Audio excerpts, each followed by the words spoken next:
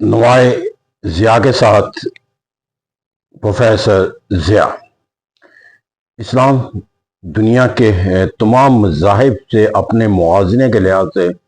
جو اصول اپنے لیے دوسرے تمام مذاہب پر برتری کے لیے اختیار کرتا ہے، وہ یہ کہ اسلام ایک مکمل ضابطۂ حیات ہے، اور اس کا بنیادی مقصد افراد کی زندگیوں کے اندر وہ انقلاب برپا کرنا ہے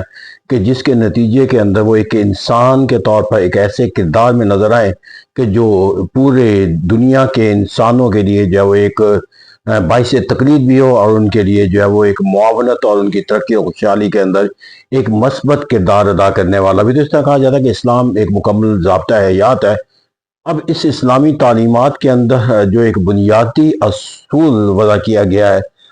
تاکہ مسلمان جو ہے وہ اپنے اسلام کے دین کی تعلیمات کا ایک بہترین عملی نمونہ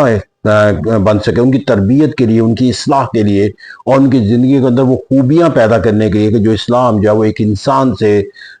تقاضا کرتا ہے، اور ایک اچھے انسان کا، ایک مسلمان کی صورت کے اندر جب اپنا تعارف دیا جائے تو وہ ایسے ایک انسان کے طور پر آئے کہ جو اپنے کردار کے لحاظ سے، اپنی سوچ کے لحاظ سے، اپنے فکر کے لحاظ سے وہ ایک مثالی انسان کے درجے پر فائز ہوتا ہوا نظر آئے۔ اس مقصد کو حاصل کرنے کے لیے اسلام نے جہاں پر معاشرتی آداب سکھائے، یہاں پر معاشی اصول و ضوابط کا دائرہ کار جو ہے وہ وضع کیا، یہاں پر جو ہے وہ فرائض اور حقوق کا ایک وسیع تصور جو ہے وہ دنیا کے سامنے رکھا، وہاں پر اس کا ایک بنیادی جو تصور ہے وہ تعلیم کے ساتھ ساتھ تربیت کا بھی، اور اس مقصد کے حصول کو یقینی بنانے کے لیے جو ہے وہ عبادات کا کانسیپٹ دیا گیا، اور وہ عبادات جو ہے وہ اگرچہ زندگی کے کسی بھی لمحے کے اندر مسلمانوں کے اندر کوئی عمل ایسا نہیں ہوتا جس کو وہ ایک ایسی سرگرمی کے طور پر نہ لے سکتا ہو کہ جس کی جزا جو ہے وہ اللہ اس کے اعمال کی بنیاد پہ جو ہے وہ قائم کرتا ہو، جب بلکہ اس کی بنیاد کے اوپر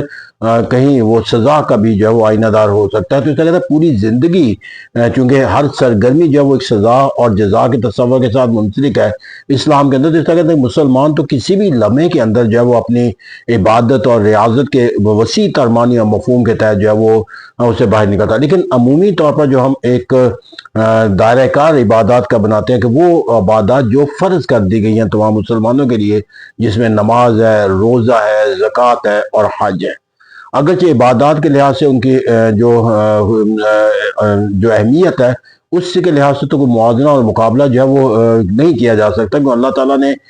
جو بھی عبادت مسلمانوں کے لیے فرض کی ہے اس کے اغراض و مقاصد کا تعین بھی اللہ نے کیا، اور اس کے نتائج کا بھی تعین اللہ تعالیٰ نے کیا ہے۔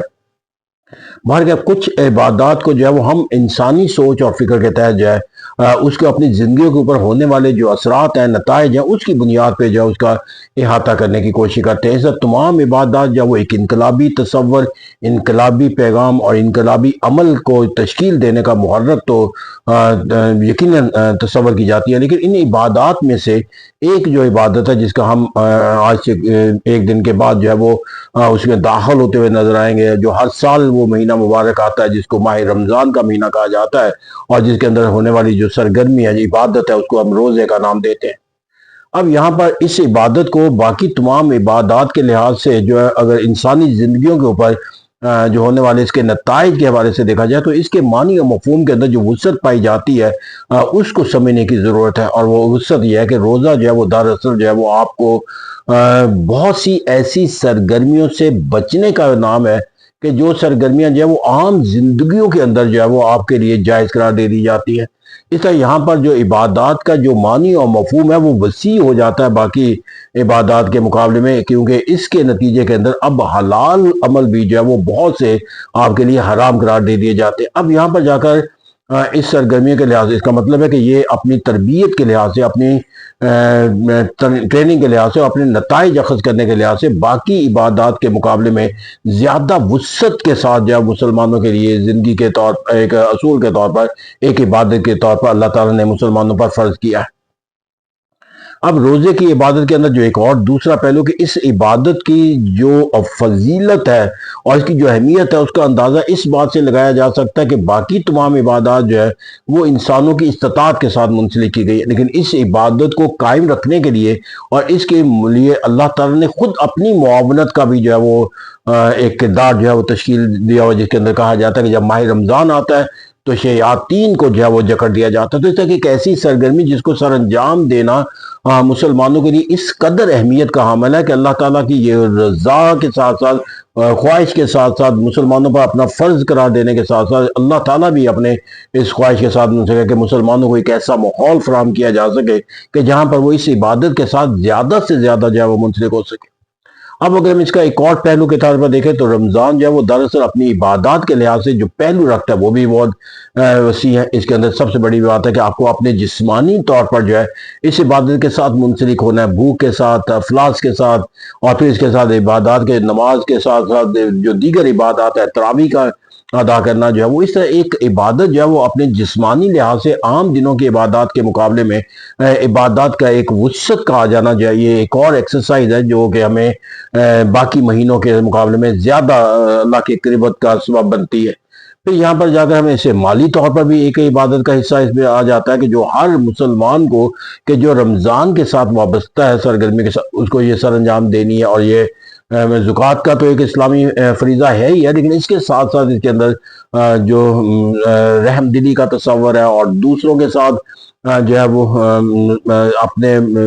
سرگرمیوں کے لحاظ سے ان کی معاونت کا جو تصور ہے، جس کے اندر روزہ رکھنا، روزہ کو افطار کرانا، اور پھر سب سے بڑی بات ہے کہ فطرانے کا جو کانسیپٹ موجود ہے کہ ایک ڈسٹریبیوشن آف ویلتھ کا تصور جو ہے اس کے ساتھ منسلک کیا گیا۔ تو اس طرح کہتے ہیں یہاں پر جو دیگر عبادات ہیں وہ فرائض زکوٰۃ ہے، لیکن اس کے اندر ایک اور اضافی تصور بھی دے دیا گیا ہے کہ مسلمانوں کو اگر ماہ رمضان کے اپنے روزوں کی فضیلت کا مکمل حق چاہیے تو انہیں اس مقصد کے لیے جو ہے وہ ایسی سرگرمیوں کا بھی اختیار کرنا پڑے گا جس کے نتیجے میں دوسرے لوگوں کے لیے اپنی زندگیوں کے اپنی سرگرمیوں کے لحاظ سے جو ہے ان کی معاونت جو ہے وہ معاشی طور پر بھی حاصل ہو سکے۔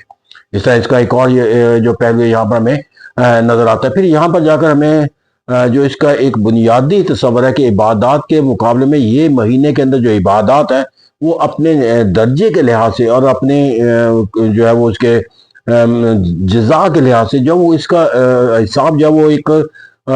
لاتعداد نیکیوں کے تصور کے ساتھ جو ہے منسلک کر دیا جاتا ہے۔ تو اس کا مطلب یہاں پر وہی سرگرمی جو آپ عام دنوں میں کرتے ہو، یہاں پر ایک سرگرمی جو کی جائے گی وہ سرگرمی جو ہے وہ اللہ تعالیٰ کے نزدیک جو ہے وہ جزا کے لحاظ سے اتنی زیادہ معنی و مفہوم رکھتی ہے کہ اس کا جو ہے وہ عام دنوں کے معاملے میں زیادہ طاقتور یا زیادہ فعال بنا دی گئی۔ اب یہاں پر وہ تمام پہلو ہیں جو ہمیں اس بات کی ایک اہمیت دلانے کے لیے کافی ہیں کہ یہ عبادت جو ہے وہ اپنے معنی و مفہوم کے لحاظ سے انتہائی وسعت کے ساتھ ہمارے زندگیوں کے اندر ایک فرض کے طور پر جو ہے وہ شامل ہے، اور اگر ہم نے ایک اچھا مسلمان قرار پانا ہے تو یہ کسی تجزیے کے لیے نہیں ہے یا کسی انالیسز کی بنیاد پہ نہیں ہے، بلکہ ایمان کے طور پر یہ ہے کہ جب ایک فرض عبادت ہے تو اس فرض عبادت کی ادائیگی کے بغیر جو ہے وہ ہم ایک اچھے مسلمان کہلانے کا جو ہے وہ حق حاصل کرنے کے لیے جو ہے وہ اللہ تعالیٰ کی رحمت سے تو ہم کبھی مایوس نہیں ہوتے، لیکن اس حق کو حاصل کرنے کے لیے یقینی بات ہے کہ ہمیں اللہ کے شرمندہ ہونا پڑے گا اگر ہم ان کی فرائض کی ادائیگی کے اندر جو ہے وہ کوتاہی کا جو ہے بالخصوص ماہ رمضان کے سرگرمی کی وجہ سے کوتاہی کا نہ ہوگی۔ لیکن یہاں پر اس فرض کی ادائیگی کے لحاظ سے جو چیز ایک بنیادی طور پر سمجھنے کی ضرورت ہے کہ یہاں پر ہر عمل جو ہے وہ اپنی جزا کے لحاظ سے کئی گنا زیادہ اہمیت کا عمل ہو جاتا ہے۔ تو جس کے عمل کی جزا زیادہ ہوتی ہے وہاں پر سزا بھی اس کی زیادہ ہوتی ہے۔ اس طرح وہاں پر اس مہینے کے اندر جب آپ کوئی سرگرمی جزا کے لیے حاصل کریں تو وہاں پر اس عمل کے ساتھ ایک دوسرے پہلو کو بھی نظر انداز کسی بھی قیمت پہ نہیں کیا جا سکتا کہ یہاں پر وہ عمل جس کی اجازت عام دنوں کے لیے اس سرگرمی کے ساتھ منسلک ہونا جو ہے وہ زیادہ سزا کا بھی ہمارے لیے جو ہے وہ موجب بن سکتا ہے، کیونکہ جتنی جزا زیادہ کسی عمل کی ہوتی ہے سزا بھی اسی کے تناسب سے۔ تو اللہ تعالیٰ سے یہاں پر ہم یہ دعا تو کر سکتے ہیں کہ وہ ہمیں جزا سے زیادہ مستفید کرے اور سزا کے عمل سے بچائے، لیکن ہمیں اپنے طرز فکر و عمل کے اندر اس پہلو کو اختیار کیے بغیر ہم ماہ رمضان کی جو فضیلت ہے اور جو افادیت ہے اور جو اس کی مسلمانوں کے لیے اہمیت ہے اس کا احاطہ کرنے سے قاصر رہتے ہیں۔ پھر یہاں پر جا کر ہمیں تصور کے اندر جا کر جو ایک عبادات کا تصور آ جاتا ہے، وہاں پہ یہ یاد رکھنے کی ضرورت ہے کہ اسلام کا ایک بنیادی تصور ہے کہ فرض عبادت اول اہمیت رکھتی ہے، نوافل کی عبادت جو ہے وہ ثانوی حیثیت رکھتی ہے۔ تو یہاں پر جو فرض کی ادائیگی ہے کہ مثال کے طور پر روزہ رکھنا ہے افطار سے لے کر سحر تک، پھر اسی طرح یہ روزہ جو ہے زبان کا بھی ہے، ناک کا بھی ہے، کان کا بھی، ان تمام سرگرمیوں کا جو ہے وہ ہم سر انجام دیتے ہیں۔ وہ روزے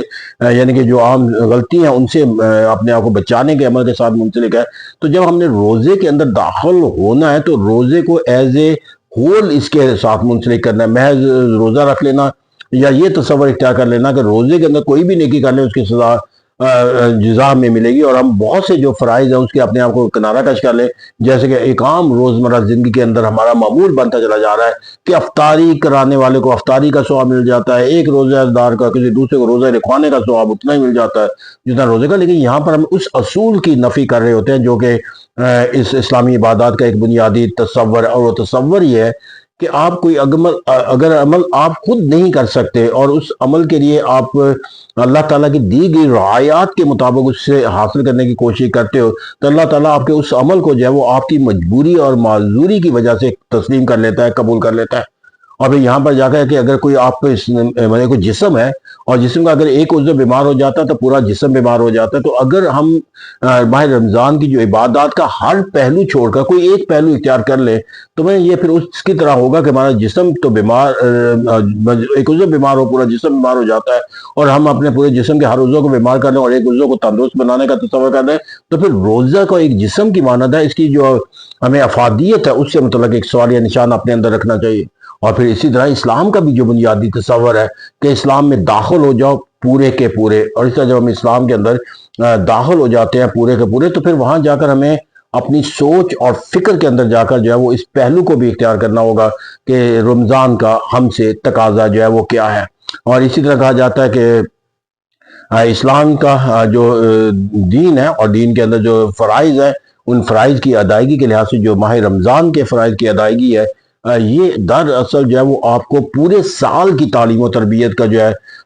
آئینہ دار بناتی ہے، اور اس کے لیے آپ کی ایک تیاری اور ایک ریہرسل کا جس میں جسمانی طور پر بھی ہے، روحانی طور پر بھی ہے، اخلاقی طور پر بھی ہے، معاشی طور پر بھی ہے۔ اس طرح جب ماہ رمضان کی عبادات کا تصور اختیار کریں تو اس تصور کے جو معنی و مفہوم ہے ہمیں اس کے اندر رہ کر جو ہے اس کی ادائیگی کا جو ہے وہ انتظام یا نظم و رسق کرنا ہوگا۔ اور جتنی زیادہ، اور یہ ہمیں یاد رکھنے کی ضرورت ہے کہ انما الاعمال بالنیات، کہ اللہ تعالیٰ جو ہمارے دلوں کے بھید کو جانتا ہے۔ جب اعمال کے اندر کوئی کوتاہی رہ جائے، کوئی خامی رہ جائے جس کی ہم ادائیگی سے قاصر ہو تو اللہ معاف کرنے والا ہے، لیکن ود انٹینشن جو ہے وہ کسی سرگرمی سے اپنے آپ کو دور کر لینا اور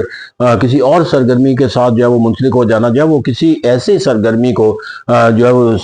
مثبت اور اس کی جو افادیت ہے اس سے محروم کرنے کے برابر ہے۔ تو ایسا روزے کا جو تصور ہے اس سے ہم سے جو کوتاہی رہ جائے، جو کمی رہ جائے غیر شعوری طور پر، یقینی بات ہے کہ اللہ تعالیٰ اس سے معاف رکھنے والا ہے۔ لیکن اگر ہم اسلام کے اندر روزے کے فرائض کی جو ادائیگیوں کا ہمیں معلوم ہے ان کو چھوڑ کر ہم فرائض کی ادائیگیوں کے لحاظ سے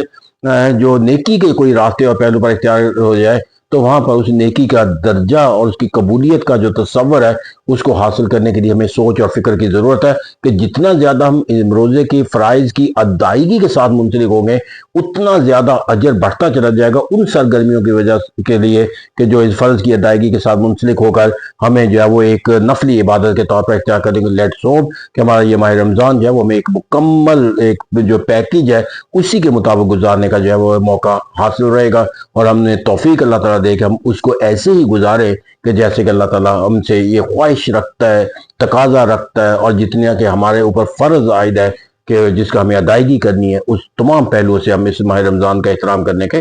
قابل ہو سکتے ہیں۔